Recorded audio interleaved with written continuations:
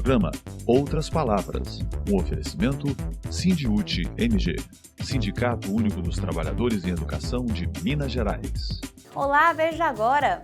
Os impactos que esse projeto de lei traz para a nossa categoria é um impacto que tem várias outras consequências. Tem que fazer esse leilão com dinheiro público para pressionar essas questões ou fazer pressão, tentar pressionar os deputados com urgência do projeto para aprovação de um projeto que culmina com a destruição da educação pública. Nós queríamos o debate com a presença do governo do Estado, mas o governo do Estado, nem Secretaria de Estado da Educação e nem CEPLAG acharam relevante o debate e, portanto, não encaminharam nenhum representante para trazer os esclarecimentos. A gente vai conseguir mostrar que a educação pública é um direito, que a saúde pública é um direito, que não é normal pessoas ficarem na fila de ossos.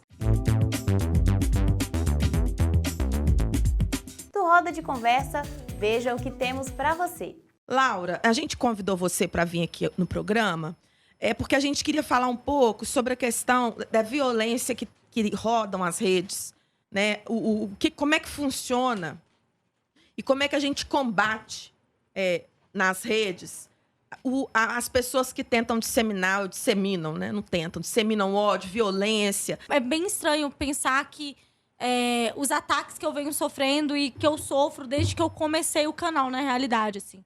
É um programa onde que eu falo de política e eu tenho isso em todas as redes. Seja no Instagram, no YouTube, na Twitch. E nessas redes sociais, a gente fala sobre política de uma maneira mais fácil, mais simplificada, partindo da minha realidade, do lugar onde que eu vi. E é muito estranho, né, Denise? Porque a gente está vivendo um momento de ódio em que o ódio é uma plataforma política muito efetiva. O ódio e o medo. Então, isso mobiliza muito. Então, quando as pessoas falam... É muito fácil você convencer que uma pessoa é sua inimiga. Você aponta tudo que as pessoas são contra a esse grupo. Então, você fala... você tem medo que você perca a sua família? Quem é contra a sua família é determinado grupo político, né?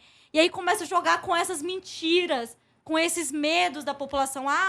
Você tem medo que seu filho seja levado e começa a ter debates sexuais com seus filhos.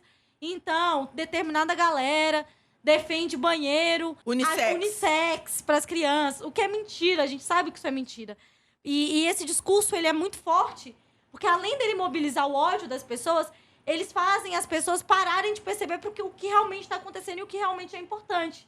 O preço da cesta básica, o preço dos alimentos, o fato de que na educação básica pública os professores recebem mal, os professores não têm uma grande estrutura para poder cuidar desses alunos, receberem esses alunos. Quantas vezes eu, fruto de escola pública, não tive que lidar com goteira dentro de sala de aula e professor tendo que levar canetão, porque não tinha canetão para o professor trabalhar na sala de aula. E agora esses professores estão sendo colocados como inimigos, Denise, como terror. Então, o que tem acontecido comigo nas redes é um reflexo de uma política que está sendo adotada a nível nacional, com vários grupos. E a educação tem sido a principal vítima, sabe? Enquanto as pessoas estão concentradas em mentiras, acaba deixando de olhar para a realidade. Como é que você percebe hoje o jovem, o envolvimento dele com a política, com as questões sociais? A grande questão para mim é que eu nasci num espaço de militância. Eu sou filha de pai professor. E mesmo assim, durante a minha adolescência, teve um período da minha vida que eu me identifiquei com um discurso que não me representava. Eu me identifiquei com um discurso de direita. Eu dizia, o mundo tá chato, sabe? Eu cresci do lado de Denise, sabe? Tendo ela como referência. E eu adotei esse discurso. E aí eu comecei a me questionar, assim, quando eu vi um colega de sala defendendo a ditadura, me deu um estalo. E eu comecei a entender. Eu falei, não, gente, calma, tem alguma coisa errada. Passei a ler esses livros de direita, né, que as pessoas estavam conversando, que meus amigos conversavam tanto. E eu entendi qual que era o grande ponto. O grande ponto era, enquanto a minha geração não tinha tantas pessoas da nossa idade falando sobre política e conversando sobre temas que é normal do nosso cotidiano, a gente tinha ali a direita dando respostas extremamente simples para problemas complexos, mas que davam uma resposta. E a gente não estava conseguindo responder isso, a gente não estava conseguindo conversar com as pessoas da minha geração.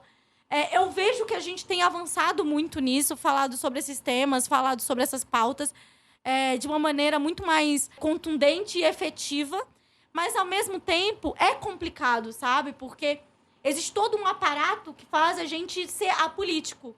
De dizer que as coisas vão continuar do mesmo jeito, que o mundo sempre foi assim. E aí a gente pensa que quando a gente não se posiciona, a gente está sendo neutro. Sendo que não existe neutralidade. Tudo é político. No nosso dia a dia, no nosso cotidiano. Quando a gente assiste um jornal, as palavras escolhidas para dar determinadas manchetes é política. Se um jornal escolhe dizer MST invade terras de um produtor, é diferente de dizer, por exemplo, MST ocupa terras improdutivas. Então, as palavras que pra gente é só o dia a dia, ela, na verdade, está cheia de ideologia. Elas expressam o gosto, a vontade e um pensamento de um grupo de pessoas. Então, o que eu vejo hoje é uma maneira da gente estar disputando também o significado das coisas e as pessoas entenderem que tudo é político. E político não é só quem a gente vota ou quando a gente vai votar. Política é estar em sindicato, em movimento social, associação de bairro.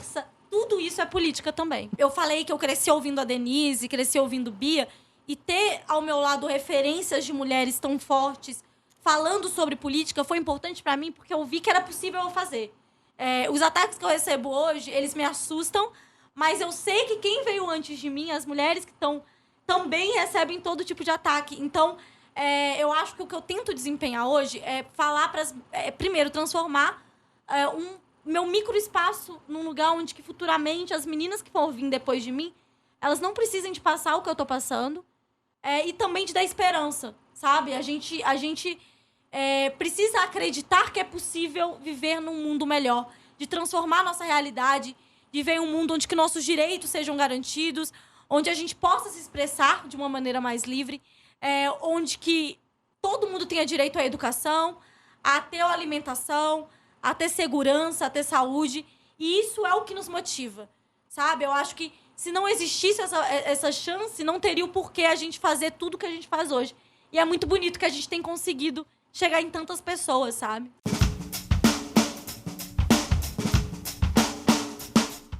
Nós temos o Enem marcado agora para o dia 14 de novembro.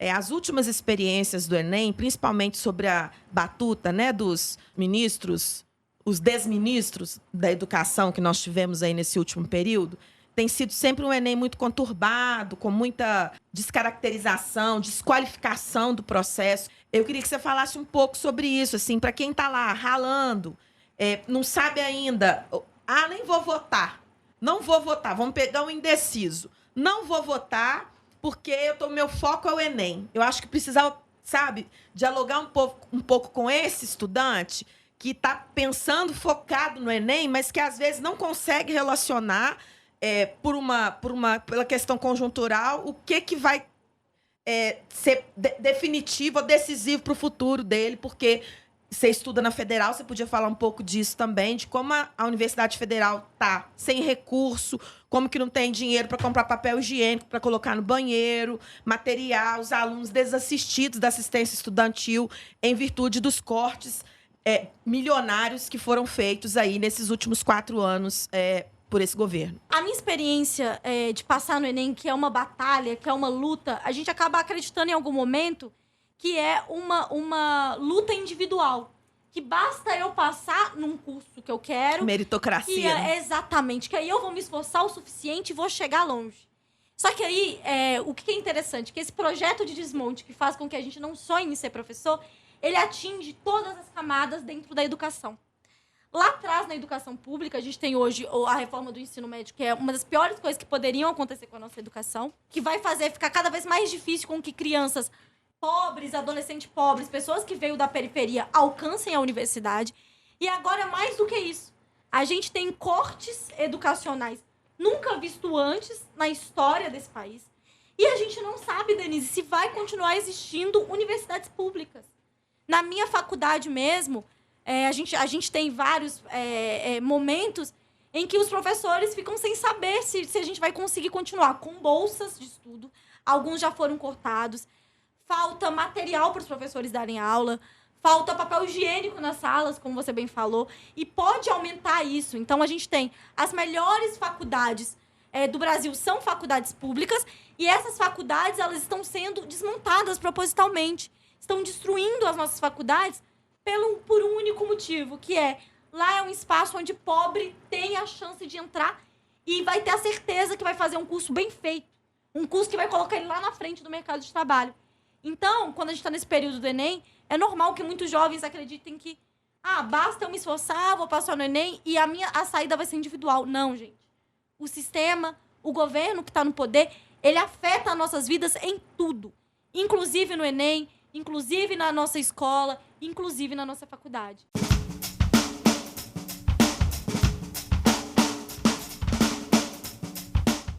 A Prefeitura encaminhou um projeto de lei, projeto 2202 de 2022, em regime de urgência. O prefeito é o João Marcelo Diegues Pereira, o prefeito de Nova Lima, autorizando o executivo... Vou ler o primeiro artigo aqui, só para vocês compreenderem. Sim.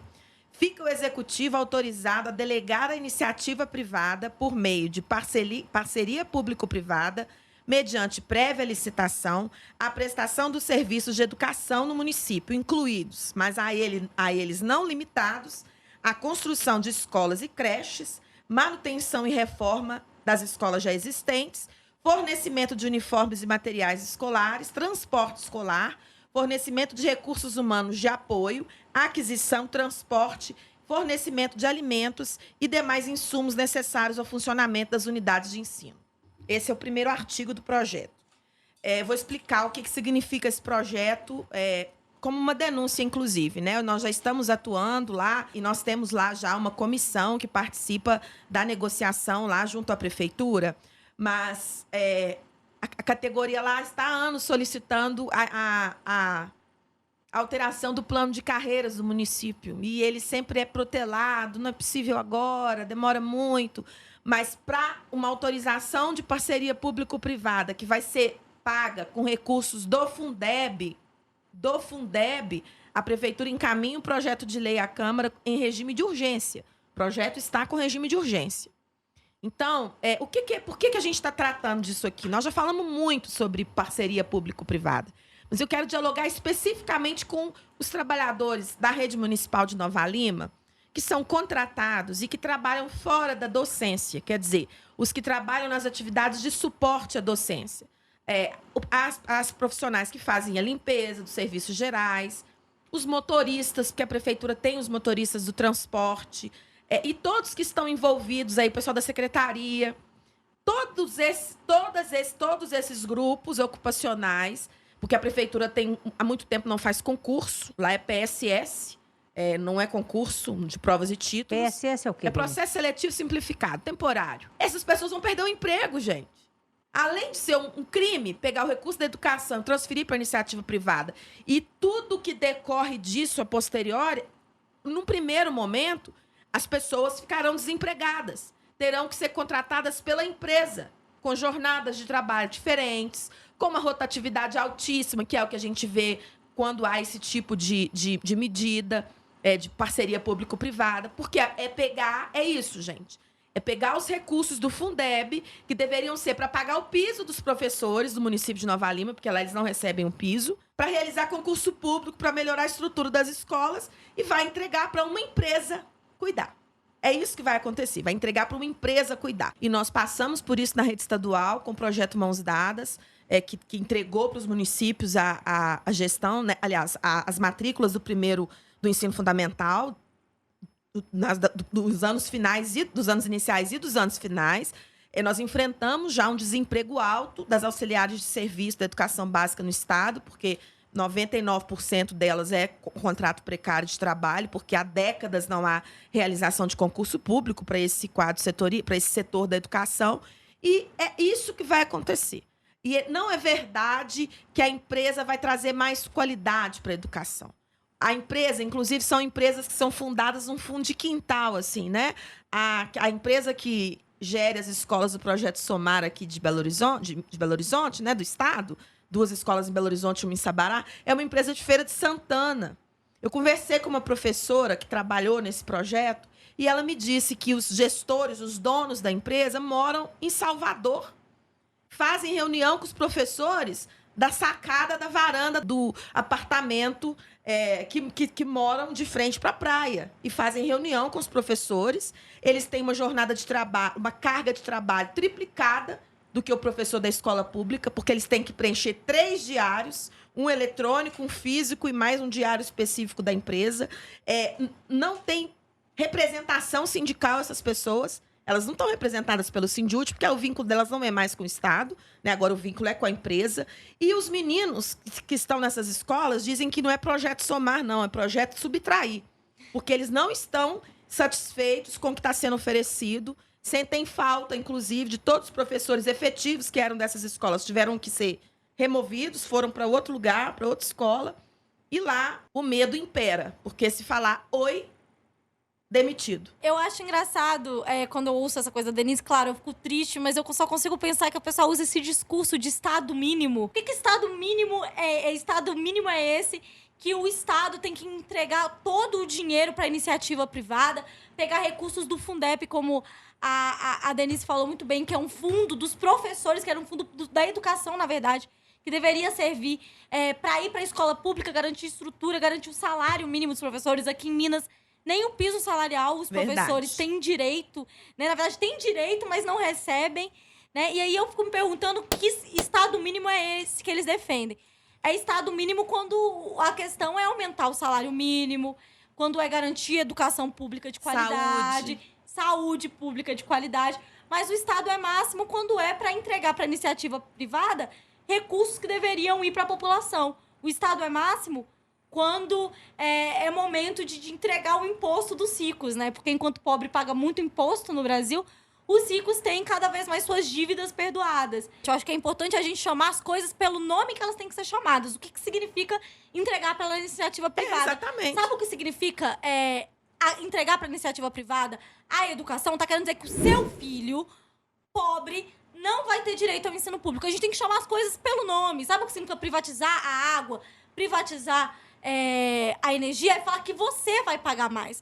Porque quando sai dessa lógica estatal, que tem uma ideia de ter ali por trás também uma função social... Não tem que gerar lucro, né? No caso, quando é uma estatal. Sim, porque existe uma função social por trás. No caso da privatização, só tem uma função, que é gerar lucro. Então, tem que deixar muito claro que, assim, ou tem dinheiro, você vai receber o serviço pagando mais, ou você, que não tem dinheiro, não vai receber esse serviço. Porque não é para você receber a água que a Copasa vai existir caso ela for privatizada. Vai ser para ganhar dinheiro. Não vai ser... Da mesma forma, a energia, né? Exatamente. Eu acho que é esse o ponto. Não é porque a educação é um direito que seu filho tem que receber, que as pessoas têm que receber. Se a educação for privatizada, ela vai se transformar em uma mercadoria. Ela vai ter como intuito gerar lucro para um grupo de acionistas ficarem mais milionários do que são.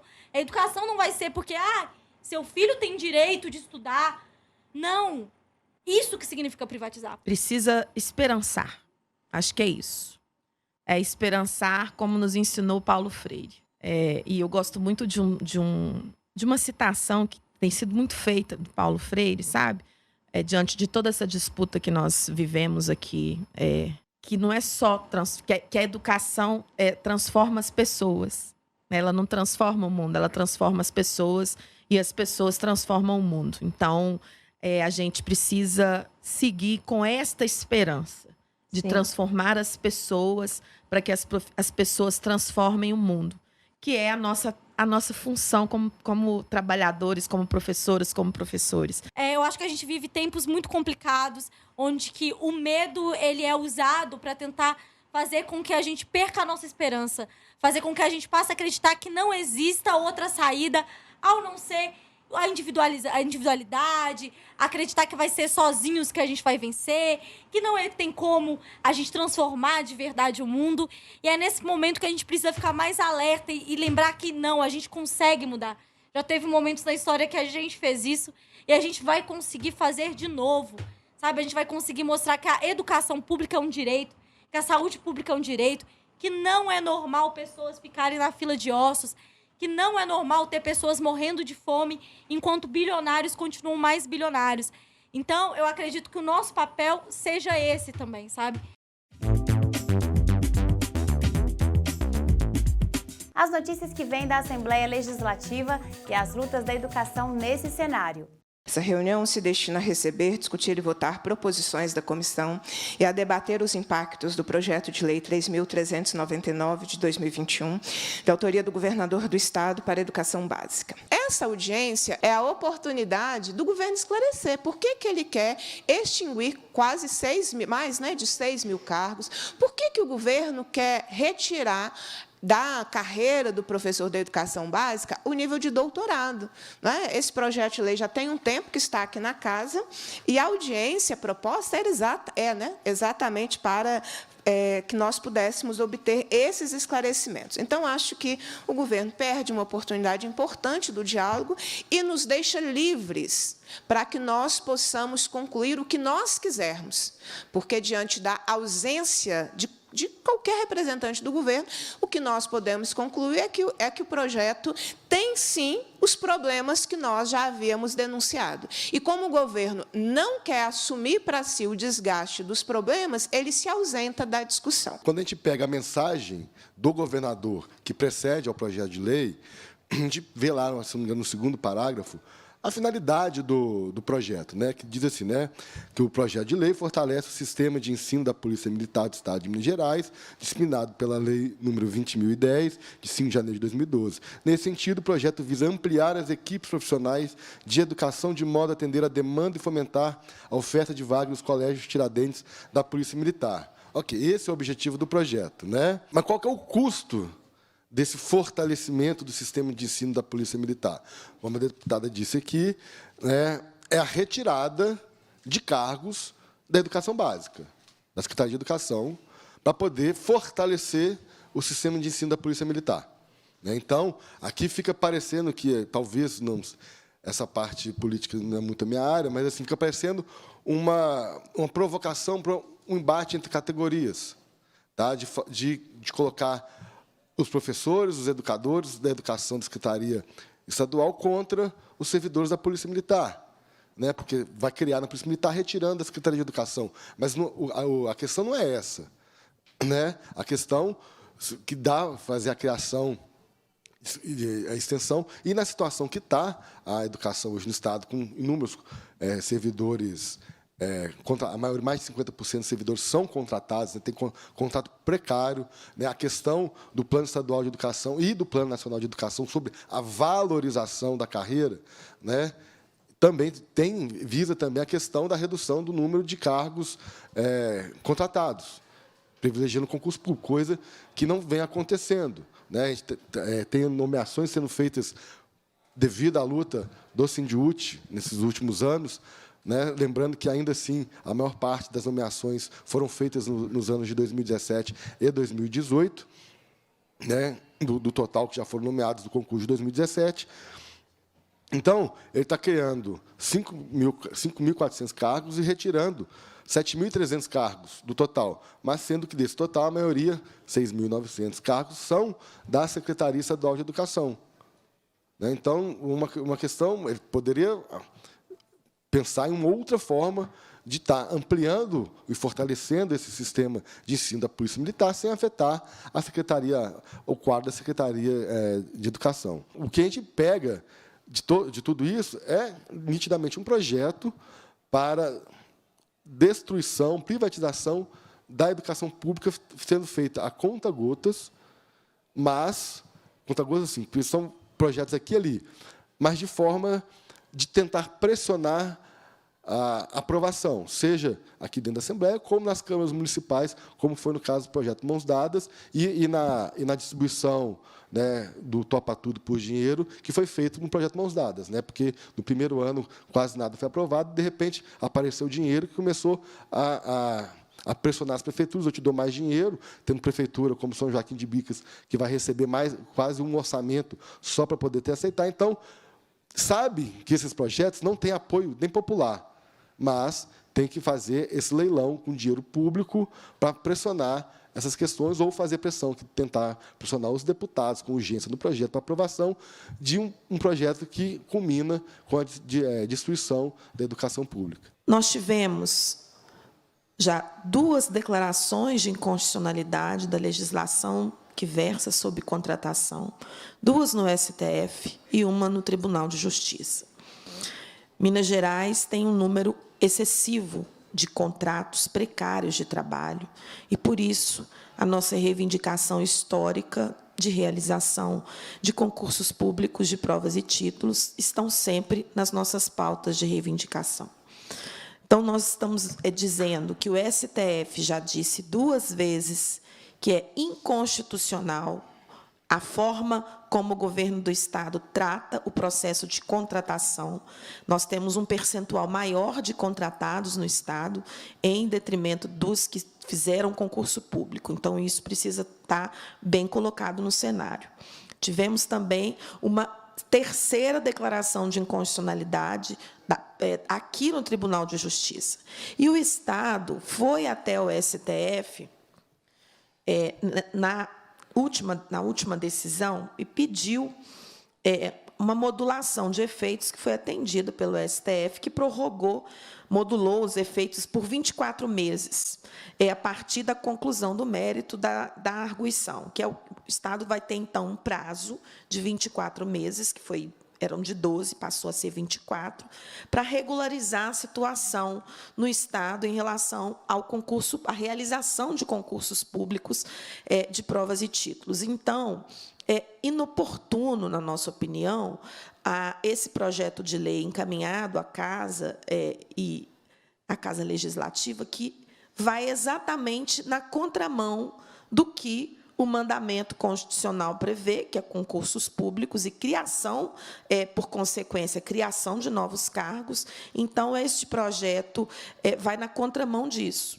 Ao contrário do que deveria ser feito, o Estado está diminuindo e retirando os cargos que já existem. Os impactos que esse projeto de lei traz para a nossa categoria é um impacto que tem várias outras consequências. E todas as vezes que a gente discute os projetos aqui na Comissão de Educação, que nós temos a oportunidade de debater e de perguntar e de questionar a respeito desses projetos, a gente sempre diz que toda política educacional feita ou não feita, toda a desobediência ao Plano Estadual de Educação, como nós vemos nos projetos que não tem nenhuma previsão no Plano Estadual de Educação, nem projetos, nem extinção de cargos, muito menos.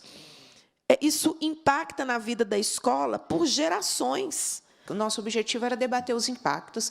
É claro que nós queríamos o debate com a presença do governo do Estado, mas o governo do Estado, nem Secretaria de Estado da Educação e nem CEPLAG acharam relevante o debate e, portanto, não encaminharam nenhum representante para trazer os esclarecimentos. Porque o governo não vem à audiência, mas segue nos corredores tentando pressionar pela tramitação dos projetos de interesse dele. Eu vi esse projeto sofrer pressão para que iniciasse a tramitação aqui na Assembleia Legislativa. Então, todos os colegas parlamentares têm estudos, dados, não é, para, quando o governo quiser pressionar novamente para a tramitação do projeto, nós entendermos, né, que esse projeto traz impactos e consequências graves para a educação básica, como demissão, como acúmulo, né, de atividades já desenvolvidas por quem está na escola, fechamento de postos de trabalho, não é? A oportunidade que o governo deveria ter aproveitado de trazer o diálogo aqui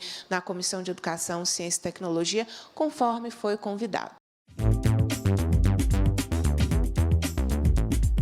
Até a próxima semana!